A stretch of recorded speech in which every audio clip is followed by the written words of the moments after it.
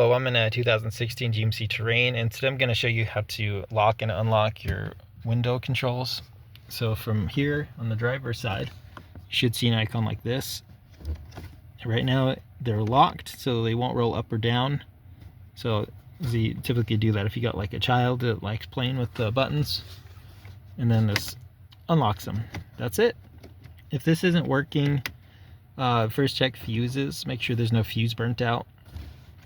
Otherwise, sometimes maybe some debris gets stuck in here, so you might need to pull up this panel and clean it up, or just replace some of the buttons that control this, or the little hardware that this all connects to. Maybe something burnt out within this mechanism, or sometimes the connectors get loose, so you might need to check that inside the door. But otherwise, I hope this is helpful. Hope you have a wonderful day.